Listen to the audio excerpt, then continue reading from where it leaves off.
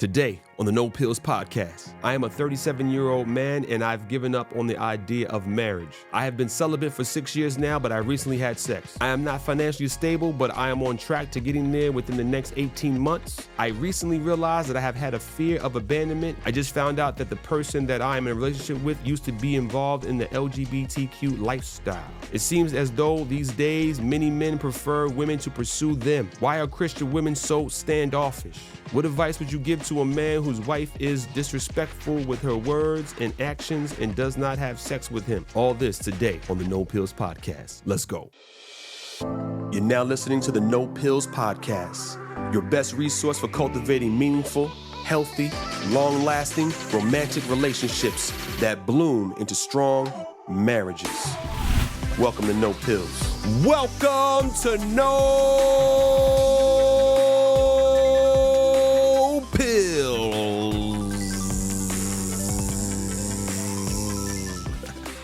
That's with a Z if you couldn't tell. Ha ha! Love, fully scripted. We back, beloved. G-Man, your man, God's man, your big brother, Gordon. Let's go. Your love life is the relationship. It's the vehicle.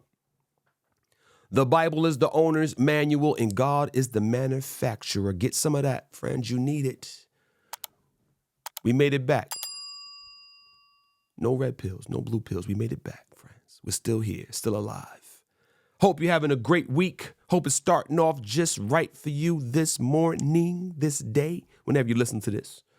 Hope you're going into the week with some grit, with some courage, with some enthusiasm. We are getting into some questions today. I was recently at a spiritual retreat and with a bunch of young adults, and we had some anonymous questions come in about relationships, and I would like to unpack those and answer some of those questions today on today's podcast. So let's just get right into them. I don't want to belabor the issue any longer, any further. And let's just get to our first question here. I am a 37-year-old man and have given up on the idea of marriage. I've sworn off women for the past 6 years, and honestly, it's been the most drama-free years of my life. However, my mom thinks my decision is selfish. Any advice? You've sworn off women. My question to you would be, have you spoken to God about it? Has God told you to swear off women? Because the Bible says it is not good that man should be alone. The owner's manual tells us that it is not good that man should be alone, and that it is a calling, a spiritual gift. Celibacy is for a man to be alone and to be single. So if you've run that past God, and in your prayer life and in your devotional time with him, you've gotten the approval from God to remain single, then who cares what your mama says? Who cares what your brother says, your daddy, your friends, your church community, your co-workers? If God has given you the green light and the approval, you move in the fear and admonition, and you move in the center of God's will and not the will of anybody else in your family. The reason why your mother may be saying selfish is because usually, to have a child is probably one of the most Getting married and then having children is probably one of the most selfless acts a person can commit, or at least provides you the opportunity to be selfless. You could still be selfish in your parenting, in your marriage, God forbid. And also, I think your mother's probably saying, man, I want some grandbabies. Why don't you have some grandbabies for me? And depending on what culture you're in, if your parents are from the continent of Africa, or maybe somewhere else in the Far East, anywhere but beyond the Western Hemisphere, they probably want children. They probably want grandchildren. They're probably into big families and feel like you're being selfish by not wanting to take on that burden. But that doesn't mean you should go out there and just marry somebody that you shouldn't be married to, or getting married if God has not opened that door for you, has told you to get married. So to answer your question, it's not about what your mama wants. It's not about what you want even. It's about what God wants for your life. You need to run that by God, friends. Run that by the owner's manual, my brother. Nothing wrong with being single. Nothing wrong with being celibate. Nothing wrong with any of that, if it is God's will for your life. I have been celibate for over 6 years. Second question. I have been celibate for over 6 years now, but I recently fell off. In other words, I've had sex outside of marriage. I am now in a courtship, but I fear that if I let the other person know that this slip up happened so recently, they will look at me in a different way and leave. This is a possibility, my friend. This is a possibility. Should I keep this information to myself, or is it absolutely necessary to share it? Do not keep this information to yourselves. It is absolutely necessary to share it. Why?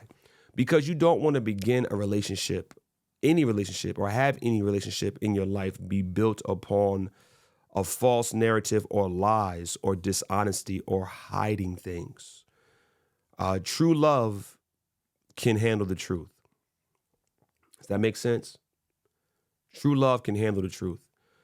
This is a mistake that you made, and you have to be willing to suffer the consequences, if any, for your actions and take them like an adult. It may mean you may lose a partner, but I bet you won't do it again if that is the case, if that is the outcome to this case. Don't be afraid. God has not given us a spirit of fear, but of power, love, and of sound mind. I want to be able to look my partner in the eye and there be nothing, there be complete transparency, don't you? You don't want to be involved in a relationship, in a marriage 5, 10, 15 years down the line, and you're still thinking about the fact that a little while before you got involved in this courtship, you were out there fornicating. And here's the thing.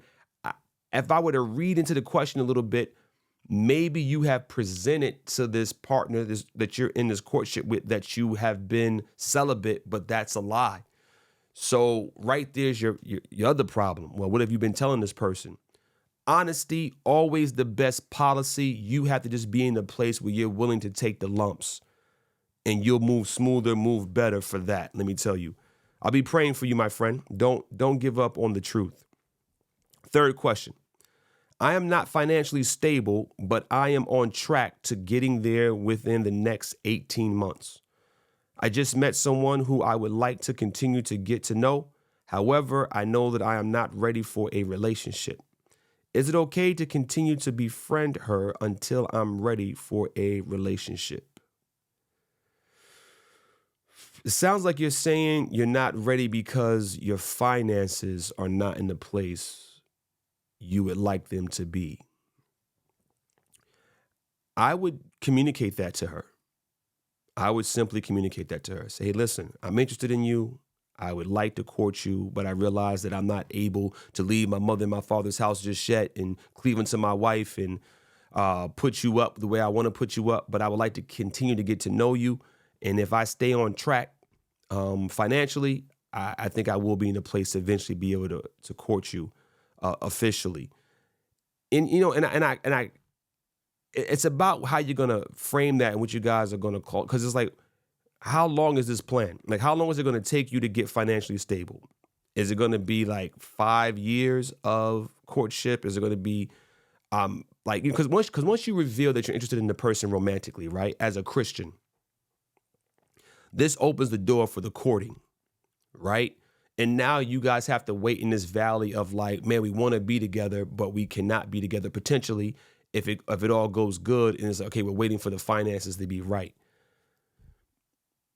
I think you just have to maybe put this out there on the table, say this to them directly, and maybe even get some other counsel from a pastor or some other spiritual person in your lives, from both your parents, and get feedback. So in the multitude of counselors, there is wisdom. I think a lot of times we work in silos. We're afraid. We don't want anybody to crush our ideas, so we don't want to get the counsel we need. Man, bring this up to your parents. Bring this up if you reveal your feelings to this young lady, bring this up to her.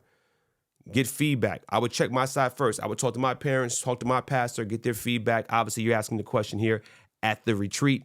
And I would say there's potential for that to work, but I don't know if I would encourage it, because you're going to potentially incur feelings for one another at a romantic level. And this just makes it more difficult to avoid fornication if you really begin to hit it off.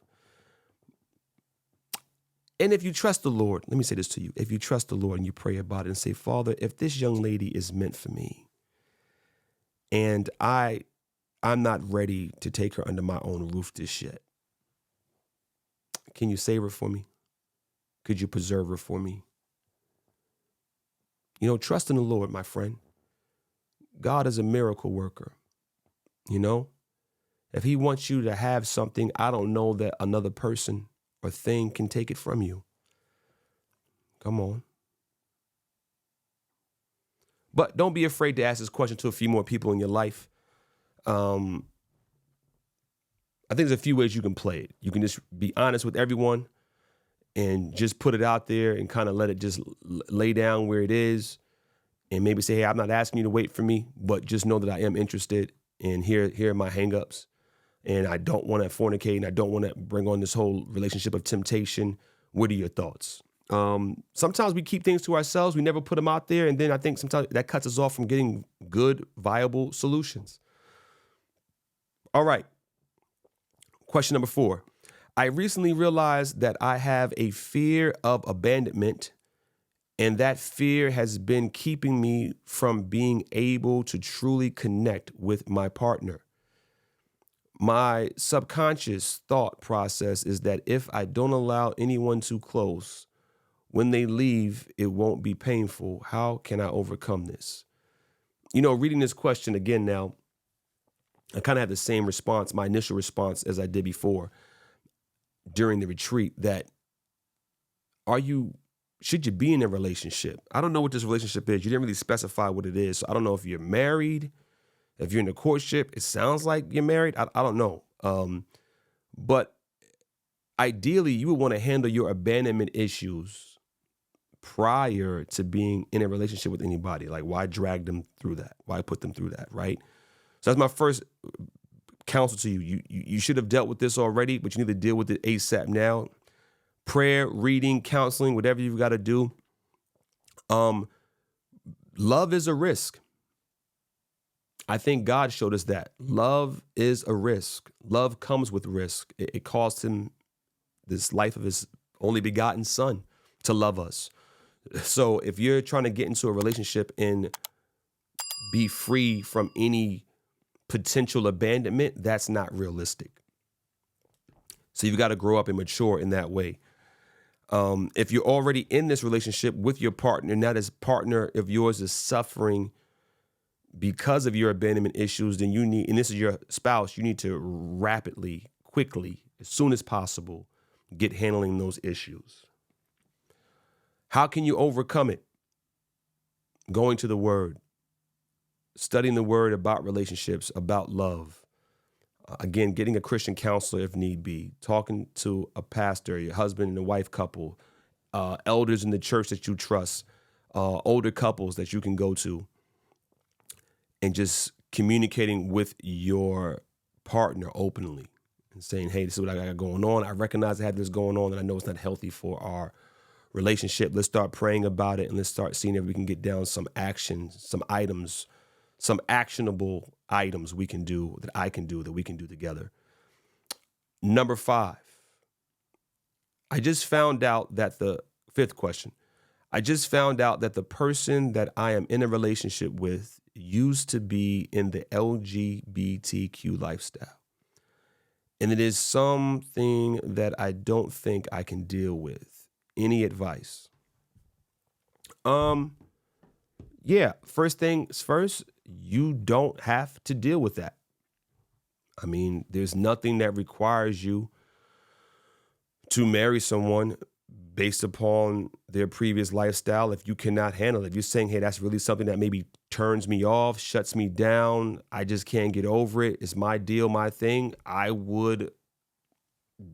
think you would have to listen to that and not be unfair to this person who wants to love you despite their previous lifestyle. And if you can't love them in the same way, then don't do that to them.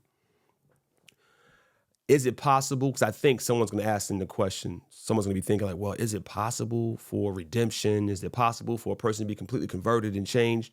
Yes. I know there's a young black guy. He was on, I think on Jubilee, who was involved in the lifestyle, was cross-dressing, having homosexual sex. He is now extremely masculine, married, and a Christian, has gotten on with his life.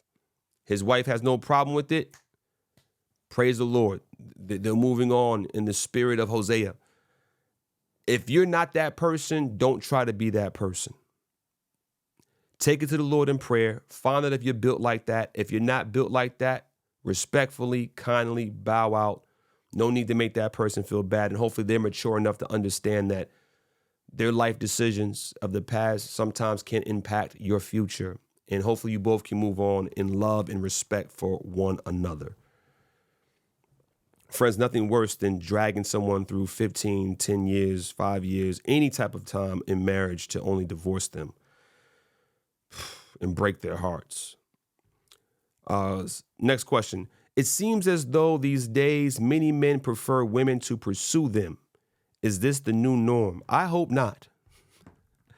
I hope that is not the new norm. I am very much into the traditional roles of a man pursuing a woman.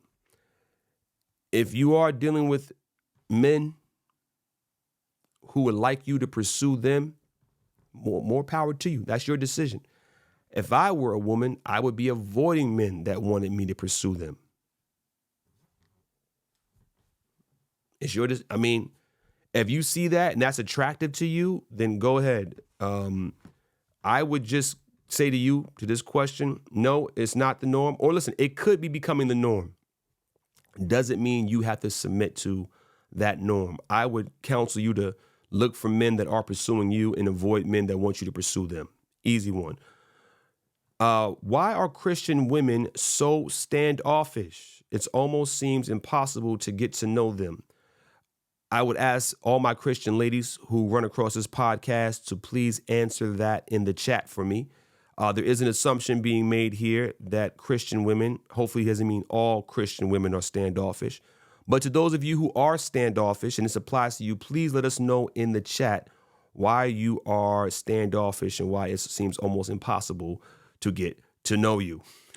What advice would you give to a man whose wife is disrespectful with her words and actions and does not have sex with him, although he has tried to understandingly have conversations with her to find out if there's anything about her past he needs to know?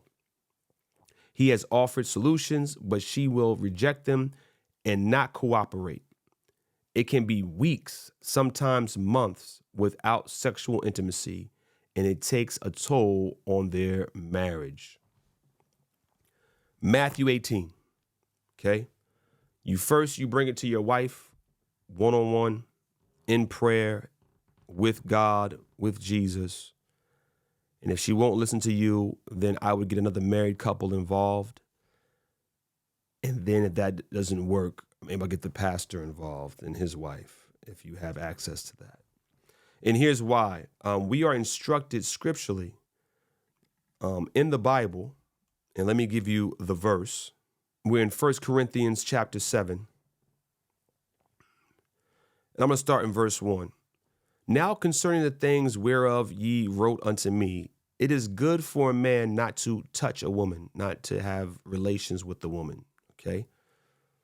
Not to be intimate, sexual with the woman that's not his wife, right? Nevertheless, to avoid fornication, okay?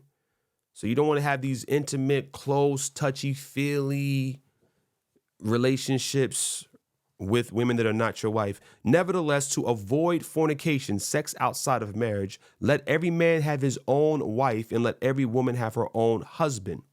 Now we are instructed scripturally, let the husband render unto the wife due benevolence, that is intercourse, sexual intercourse, and likewise also the wife unto the husband. The wife have not power of her own body, but the husband, and likewise also the husband have not power of his own body, but the wife. Defraud ye not one another. Do not refrain from having sexual intercourse with one another, except it be with consent for a time, that you may give yourselves to fasting and prayer and come together again, that Satan tempt you not for your incontinency. When we get married, we take on vows and also we make a responsibility to please one another sexually. We are agreeing to sexual intercourse in our marriage. It is not to be the principal crowning act, driving force of our relationship, but we are fallen human beings and we have sexual desires. We are sexually attracted to one another, at least it should be. So if that's not the case, we need to find out why. This is not grounds for divorce, but it is grounds for action. It is not something that should be overlooked or ignored. The spouse that does not want to have intercourse needs to understand that it needs to be addressed immediately, as soon and quickly as possible. And whatever needs to happen, counseling, prayer, accountability, reading these scriptures, understanding the role of sex in the marriage.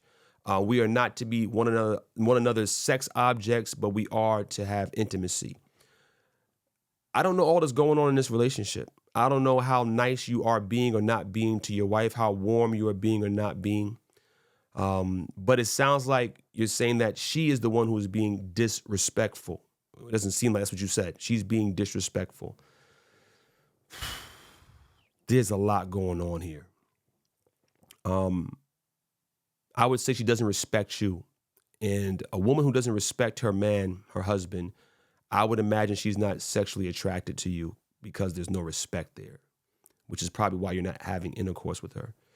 So you've got to get up to why don't you respect me? What is it about me? How am I presenting? How am I not leading in a Christ-like way? Potentially, it could just be her, that you're not able to respect me, trust me, love me, pour into me, and I can pour into you.